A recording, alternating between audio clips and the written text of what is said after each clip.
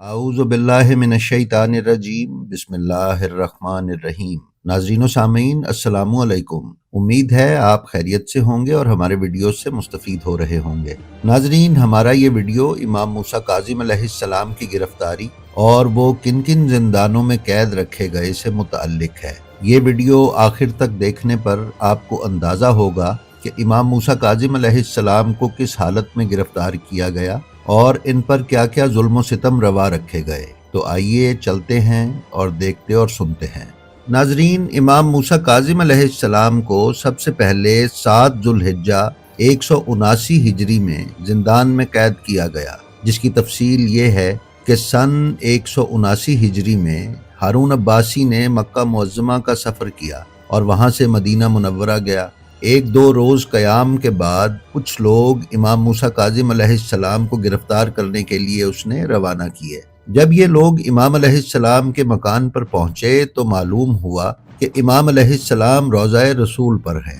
ان لوگوں نے روضہ رسول صلی اللہ علیہ وآلہ وسلم کی عزت و حرمت کا بھی خیال نہ کیا۔ امام موسیٰ کاظم علیہ السلام اس وقت قبر رسول کے نزدیک نماز میں مشغول تھے۔ بے رحم دشمنوں نے آپ کو نماز کی حالت میں ہی قید کر لیا اور ہارون کے پاس لے گئے۔ مدینہ کے رہنے والوں کی بے حسی اس سے پہلے بھی بہت دفعہ دیکھی جا چکی تھی۔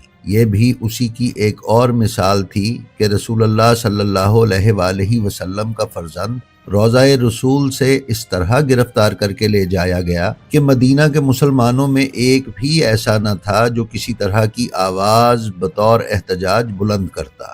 یہ 20 شوال 179 ہجری کا واقعہ ہے۔ ہارون نے اس اندیشے سے کہ کوئی جماعت امام موسیٰ کاظم علیہ السلام کو رہا کروانے کی کوشش نہ کرے، 2 محملیں تیار کروائیں۔ ایک میں حضرت امام موسیٰ کاظم علیہ السلام کو سوار کیا اور اس کو ایک بہت بڑے فوجی دستے کے ہمراہ بصرہ روانہ کیا، اور دوسری محمل جو خالی تھی اسے بھی اتنے ہی بڑے دستے کے ساتھ بغداد روانہ کیا۔ مقصد یہ تھا کہ آپ کی قید کے مقام کو مشکوک بنایا جائے۔ یہ نہایت حسرتناک واقعہ تھا کہ امام علیہ السلام کے اہل حرم اور بچے وقت رخصت آپ کو دیکھ بھی نہ سکے، اور اچانک محل سرا یعنی گھر میں صرف یہ اطلاع پہنچ سکی کہ حضرت علیہ السلام سلطنت وقت کی طرف سے قید کر لیے گئے ہیں۔ اس سے بیویوں اور بچوں میں کوہرام برپا ہو گیا۔ یقیناً امام علیہ السلام کے دل پر بھی اس کا جو صدمہ ہو سکتا تھا وہ ہوا، مگر آپ کے ضبط و صبر کی طاقت کے سامنے ہر مشکل آسان تھی۔ معلوم نہیں کتنے راستے بدل بدل کر یہ راستہ طے کیا گیا کہ پورے 1 مہینے اور 17 روز کے بعد 7 ذی الحجہ کو آپ بصرہ پہنچے۔ آپ پورے 1 سال تک بصرہ میں قید رہے۔ یہاں کا حاکم ہارون کا چچا زاد بھائی عیسیٰ ابن جعفر تھا۔ یہ منصور دوانیکی کا پوتا تھا اور بصرہ کا گورنر تھا۔ امام علیہ السلام کی نگرانی اس کے ذمہ تھی۔ یہ عیاش ترین شخص تھا، ہر وقت نشے میں مدہوش رہتا اور رقص و سرور، ناچ گانے کی محفلیں منعقد کرتا تھا۔ ایک روایت کے مطابق اس عارف خدا ترس، عابد و زاہد انسان یعنی موسیٰ کاظم علیہ السلام کو ایسی جگہ پر قیدی بنا کر لایا گیا کہ جس کا تصور بھی نہیں کیا جا سکتا۔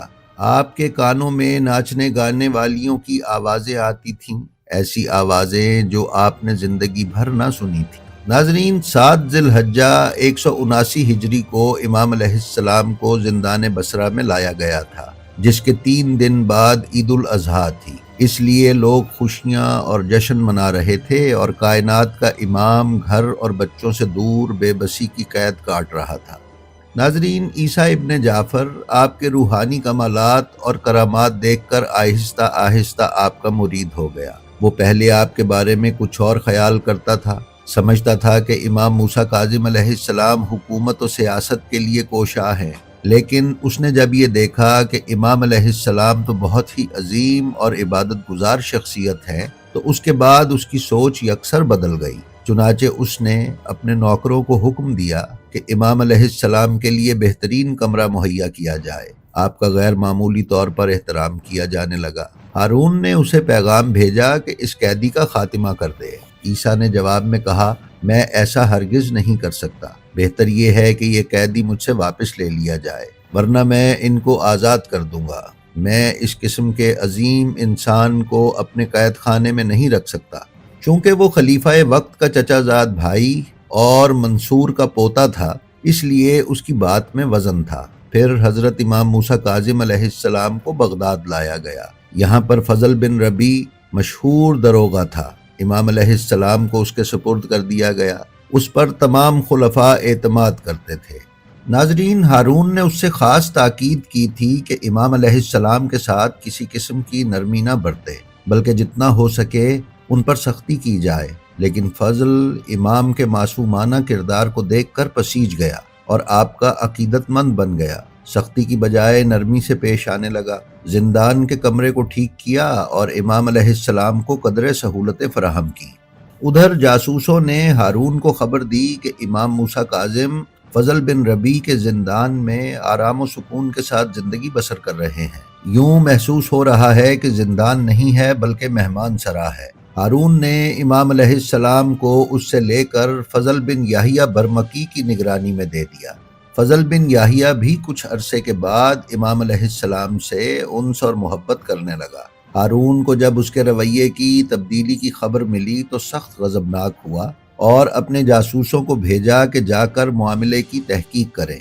جب جاسوس آئے تو معاملہ ویسا ہی تھا جیسا کہ ہارون کو بتایا گیا تھا۔ ہارون فضل برمکی پر سخت ناراض ہوا۔ اس کا باپ وزیر تھا، یہ ایرانی النسل تھا، بہت ہی ملعون شخص تھا۔ اس کو ڈر لاحق ہوا کہ کہیں اس کا بیٹا خلیفہ کی نظروں میں گر نہ جائے، لہٰذا وہ فوری طور پر ہارون کے پاس آیا اور کہا کہ وہ اس کے بیٹے کی غلطی کو معاف کر دے۔ اس کی جگہ پر میں معافی مانگتا ہوں اور میرا بیٹا بھی اپنے کیے پر شرمندہ ہے۔ اس کے بعد وہ بغداد آیا اور امام کو اپنے بیٹے کی نگرانی سے لے کر سندھی بن شاہک کی نگرانی میں دے دیا۔ یہ شخص بہت ہی بے رحم اور سخت دل تھا اور مسلمان بھی نہ تھا۔ امام علیہ السلام پر سخت ترین ظلم کیا جانے لگا۔ اس کے بعد امام موسیٰ کاظم علیہ السلام نے کسی لحاظ سے سکون نہیں دیکھا۔ ناظرین، آخر اسی قید خانے میں امام علیہ السلام کو انگور میں زہر دیا گیا۔ 25 رجب 183 ہجری کو 55 سال کی عمر میں جمعہ کے روز حضرت علیہ السلام کی شہادت ہو گئی۔ ناظرین، علامہ نجم الحسن کراروی نے اعلام الورا، جلاء العیون اور انوار نعمانیہ کے حوالے سے بیان کیا ہے کہ شہادت کے بعد آپ کے جسم مبارک کو قید خانے سے ہتکڑی اور بیڑی سمیت نکال کر بغداد کے پل پر ڈال دیا گیا اور نہایت توہین آمیز الفاظ میں آپ کو اور آپ کے ماننے والوں کو یاد کیا گیا۔ لوگ اگرچہ بادشاہ کے خوف سے ظاہری طور پر مزاحمت کی جرت نہ کرتے تھے، تاہم ایک گروہ جس کے سردار سلیمان بن جعفر بن ابی جعفر تھے، ہمت کی اور جسم مبارک کو دشمنوں سے چھین کر غسل اور کفن کا بندوبست کیا اور 2500 درہم کا قیمتی ایسا کفن دیا جس پر پورا قرآن مجید لکھا ہوا تھا۔ یہ انتہائی غم و الم کے ساتھ جنازے کو لے کر مقبرہ قریش میں پہنچے۔ حضرت امام رضا علیہ السلام نماز اور دفن کے لیے مدینہ سے باعجاز پہنچ چکے تھے۔ آپ نے نماز پڑھائی اور اپنے والد ماجد کو اس جگہ سپرد خاک فرمایا جہاں آج کاظمین میں امام کا روضہ ہے۔ ناظرین، اگر آپ ہمارے چینل بلینڈ آف ہسٹری پر نئے ہیں تو ہماری آپ سے گزارش ہے کہ اسے سبسکرائب کر لیں اور اس کے بیل آئیکن پر کلک کر کے آل نوٹیفیکیشنز کی سیٹنگ کا انتخاب کر لیں تاکہ آپ ہماری کسی ویڈیو سے محروم نہ رہ سکیں۔ اس کے ساتھ ہی ساتھ ہمارا جو ویڈیو بھی آپ کو پسند آئے اس کا لنک اپنے حلقہ احباب میں شیئر کرتے رہیں۔ ہم آپ سے درخواست کرتے ہیں کہ اپنا اور اپنے متعلقین کا بے حد خیال رکھیں اور خلق خدا میں آسانیاں تقسیم کرتے رہیں۔ خدا آپ کا حامی و ناصر ہو۔ السلام علیکم۔